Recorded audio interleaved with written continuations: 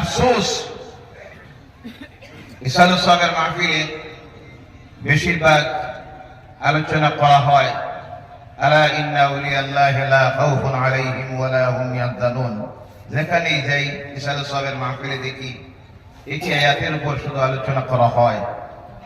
পরিতাপের বিষয়, আজকে সবচেয়ে বেশি প্রয়োজন এভাবে মাহফিলগুলি দেখানো হয়, হাজার হাজার শ্রোতারা উপস্থিত হন, ইসলামের বিভিন্ন দিক নিয়ে তাদের সামনে আমাদের আলোচনা করার প্রয়োজন। কারণ এভাবে বিরাট মাহফিল অনেক সময় পাওয়া যায় না। আপনারা ভাবতে পারেন ইসালুস সাহেবের মাহফিল, সেই বিষয়ে আলোচনা হওয়ার প্রয়োজন ছিল। আমি সেদিকে আজকে যাচ্ছি না। আমার বলার উদ্দেশ্য হলো, আজকে আমার এই সমাজ, আমাদের এই যে জাতি গুমরাহির দিকে যাচ্ছে, বিভিন্ন কুসংস্কারে নিমজ্জিত হচ্ছে, আল্লাহর নাফরমানির বিভিন্ন কাজের মধ্যে আজকে আমার এই সমাজের মানুষগুলি যেভাবে যাচ্ছে তার এক নম্বরের কারণ হলো জ্ঞানের অভাব, জ্ঞানের আলোর অভাব। আমার এই সমাজ, আমাদের এই জাতি আজকে জ্ঞানের রাস্তার থেকে অনেক পিছনে পড়ে গিয়েছে, যার কারণে আজ গোটা বিশ্ব জুড়ে আজ যারা নির্যাতিত, যারা অত্যাচারিত, যারা লাঞ্ছিত, যারা বঞ্চিত, যারা শোষিত, যারা তাদের মৌলিক অধিকার থেকে বঞ্চিত, তাদেরকে তাদের সাংবিধানিক অধিকার থেকে বঞ্চিত করা হচ্ছে, তারা হলো মুসলমানেরা। কথা ঠিক কিনা? গোটা বিশ্ব জুড়ে আমরা যদি দেখি আজ জ্ঞানের সেই অভাবের কারণে, যেখানে পৃথিবীর 57টি ইসলামিক রাষ্ট্র থাকার পর 280-90 কোটির ঊর্ধ্বে মুসলমান থাকার পর পৃথিবীর একটা ক্ষুদ্র জাতিগোষ্ঠী যারা হলো ইহুদিরা, সেই ইহুদি একটা রাষ্ট্র, তার নাম হলো স্বগঠিত জবরদখলকারী রাষ্ট্র ইসরায়েল, আর তাদের জনসংখ্যা 1 কোটির ঊর্ধ্বে মাত্র পৃথিবীতে।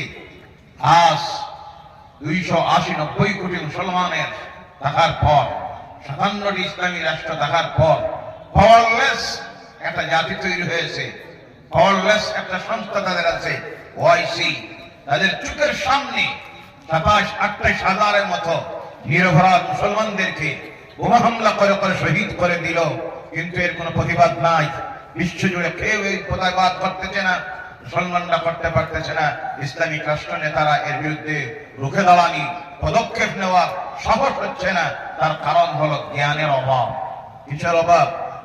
জ্ঞানের অভাবের কারণে আজ তারা কথা বলতে ভয় পায়, কারণ তারা প্রত্যেকটা নির্ভর করতেছে ইহুদি, নাসারা, আমেরিকা, ইউরোপের রাষ্ট্র নেতাদের হাতের দিকে চেয়ে। তারা দেখে আমরা যদি কোনো কথা বলতে যাই, পদক্ষেপ নিতে যাই, তাহলে আমার ক্ষমতা চলে যাবে, নতুবা আমি বিরাট অসুবিধায় পড়বো, আমার অর্থনীতি ধ্বংস হয়ে যাবে। কারণ প্রতিটি ইসলামিক রাষ্ট্রের অর্থনীতি নির্ভর করতেছে ইহুদি, নাসারাদের হাতের উপরে। সেই সময়ে আমার বলার উদ্দেশ্য হলো, এই জাতিকে আজকে উত্থান যদি আনতে হয়, উন্নতির চূড়ান্ত শিখরে নিয়ে পৌঁছাইতে হয়, আমাদের জন্য সবচেয়ে বড় কর্তব্য হলো আমার এই সমাজকে শিক্ষিত করে তোলা। এই শিক্ষিত বলতে শিক্ষা হলো 2 প্রকারের। একটা হলো দুনিয়ার শিক্ষার শিক্ষা, জেনারেল এডুকেশন। দুঃখ লাগে, আফসোস লাগে, আমার এই সমাজের মানুষগুলি শিক্ষা ব্যবস্থা ছিল একটা, যেখানে জেনারেল এডুকেশনের শিক্ষা দেওয়া হতো, তৎসঙ্গে ধর্মীয় শিক্ষা দেওয়া হতো। এটা ছিল সরকারি মাদ্রাসা, আজকে সেটা বন্ধ করে দেওয়া হলো। 2 নম্বরে আমাদের জাতির সমাজের মানুষের জেনারেল এডুকেশনের দিক দিয়ে আমরা অনেক পিছনে, আমরা সে শিক্ষাকে গুরুত্ব দিই না। গুরুত্ব না দেওয়ার কারণে আজকে প্রতিটি বিভাগে আমরা যেদিকে তাকাই আমরা দেখতেছি, প্রতিটি বিভাগে যেখানে আজকে আমাদের প্রত্যেকটি জায়গায় তাহার প্রয়োজন ছিল, সেদিকে আমরা নাই। রাজনীতির ময়দানে যোগ্য শিক্ষিত প্রতিনিধি আমরা পাঠাইতে পারতেছি না। প্রশাসনিক বিভাগে আমরা দেখতেছি আমাদের কোটা শূন্যের কোটায় পৌঁছে যাইতেছে, সেদিকে আমরা নাই। বিভিন্ন ক্ষেত্রে আজকে ডাক্তারের অভাব, ইঞ্জিনিয়ারের অভাব, এরপরে অবশ্যের অভাব, SP, OC, DC, is, APS-C, IGP, DIG, বিভিন্ন যে পদগুলি, সেগুলিতে আজকে আমরা শূন্যের কোটায় পৌঁছে গিয়েছি। কারণ ওই পদগুলিতে প্রতিষ্ঠিত হতে হলে যে কোয়ালিফিকেশনের প্রয়োজন, যেভাবে ডিভিশনের প্রয়োজন, যে মার্ক নিয়ে পড়তে হয়, বড় বড় নামি দামি শিক্ষাঙ্গনগুলিতে, medical college, engineering college, polytechnical college, ভালো ভালো কলেজগুলিতে আজকে আমাদের ছেলেমেয়েরা অ্যাডমিশন নিতে পারতেছে না, কারণ সেই কোয়ালিটি ছেলে মেয়ে ছাত্র আমরা তৈরি করে দিতে পারতেছি না। জাতির জন্য এটার প্রয়োজন আছে না নাই? 2 নম্বরে আমাদের যে জ্ঞানের প্রয়োজন, সেই জ্ঞান হলো আমাদের ধর্মীয় জ্ঞান। ওই ধর্মীয় জ্ঞানের 2টা জায়গায় এই দেশে 2টা জায়গায় ধর্মীয় জ্ঞানের শিক্ষা দেওয়া হয়। একটা হলো ইসলামিক প্রাথমিক মক্তব, আর আরেকটা হলো আজকে শুধু আছে বেসরকারি মাদ্রাসা। বিশেষ করে আমাদের এই আসাম রাজ্যে বেসরকারি মাদ্রাসা মক্তব শিক্ষাগুলির করুণ অবস্থা, কারণ সেখানে যোগ্য শিক্ষকের অভাব। যোগ্য শিক্ষকের অভাব হওয়ার কারণ হলো সেখানে শিক্ষক যাদেরকে নিয়োগ দেওয়া হয়, বেশিরভাগ সেখানে শিক্ষক যারা থাকেন তারা থাকেন মসজিদের ইমাম সাহেব, যারা যোগ্য আলেম, যারা যোগ্য ইমামতির যোগ্য, যারা তারা আজকে ইমামতি করতে যায় না, মক্তবে চাকরি করতে যায় না। এর জন্য দায়ী আজকে আমার এই সমাজ। আর আমার সমাজের মানুষের চিন্তাধারা হয়ে গেছে, ইমাম এমন ইমাম রাখো যে ইমাম 4000-5000 টাকায় পাওয়া যায়, বলা কি না? কারণ যোগ্য যদি আলেম, শিক্ষকতার যোগ্যতা আছে, এমন যদি শিক্ষক নিয়োগ দিতে হয়, কম পক্ষে বেতন দেওয়ার প্রয়োজন 15 থেকে 20,000 টাকা, বলা কি না? আমরা তখন চিন্তা করি 15 থেকে 20,000 টাকা দেওয়া যাবে না, যেগুলো একজন যে কাজ চালাইয়া দেন, ও কাজ চালাইতে গিয়ে তো এমন অবস্থা হইতেছে যেখানে আমি গতকাল বেয়াদবি হচ্ছে।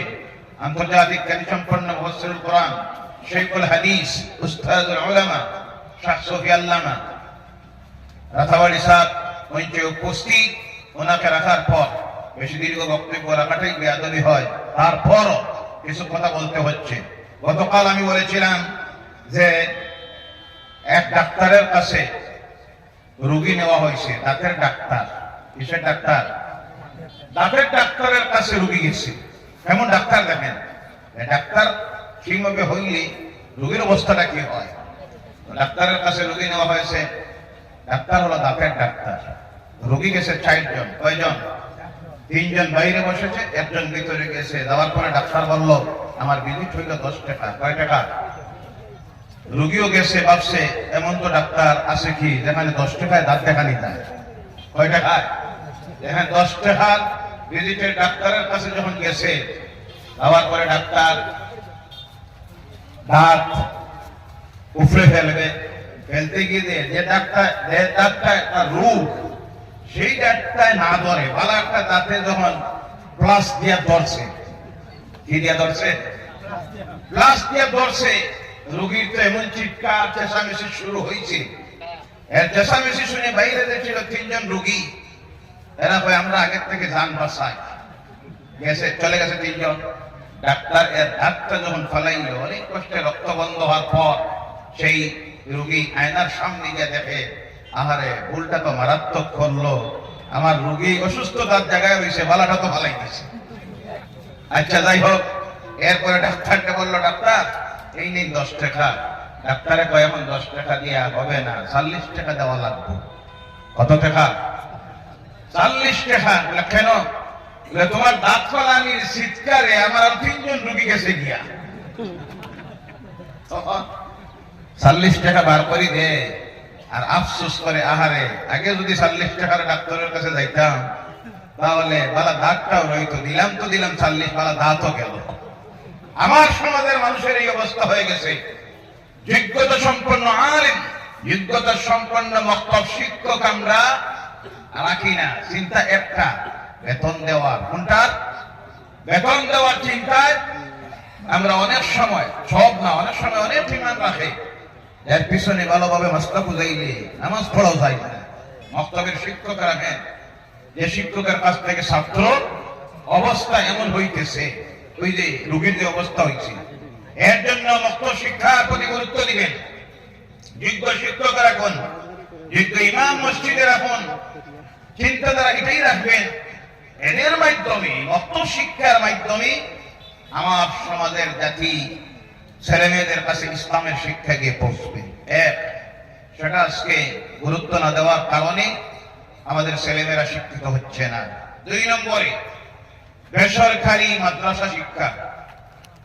আজকে বেসরকারি মাদ্রাসায় শুধু ধর্মীয় শিক্ষা দেওয়া হয় না।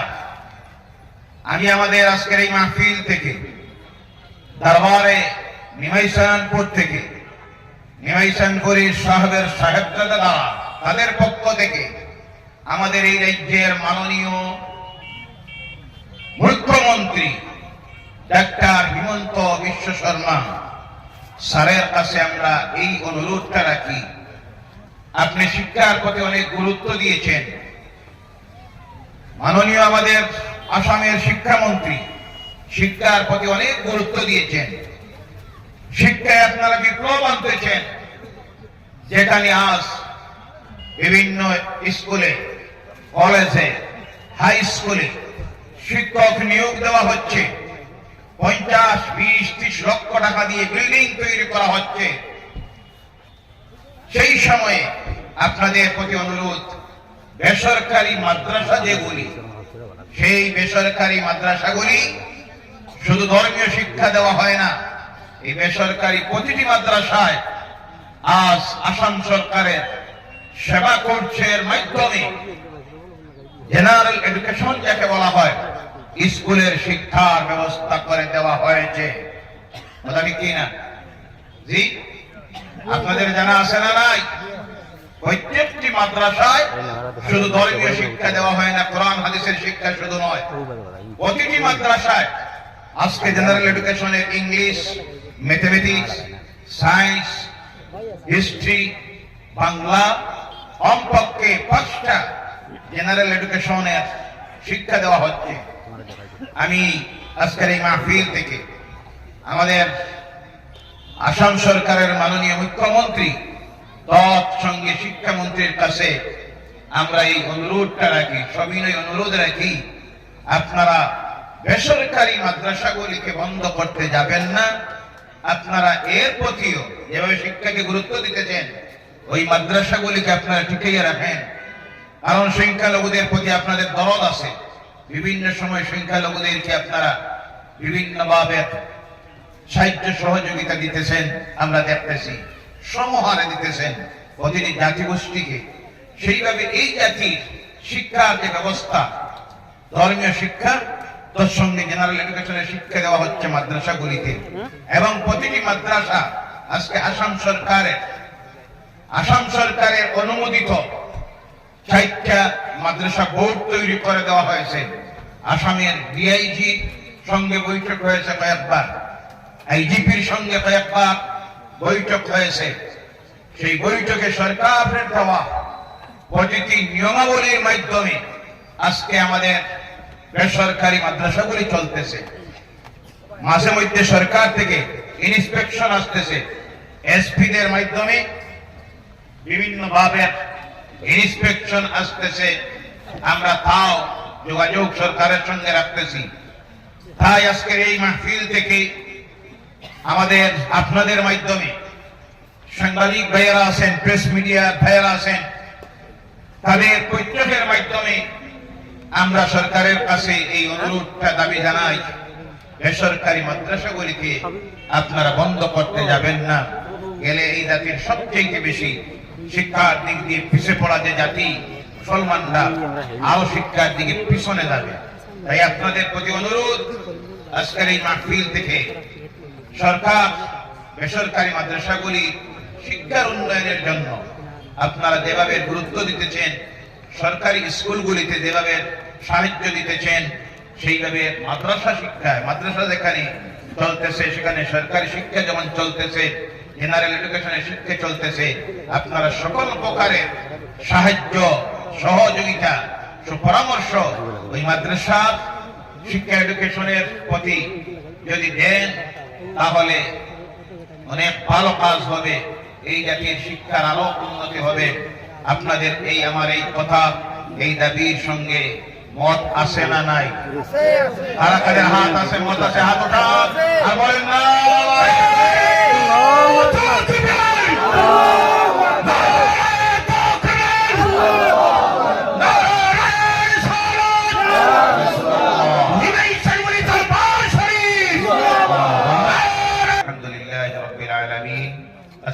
আলাইকুম ওয়া রাহমাতুল্লাহ।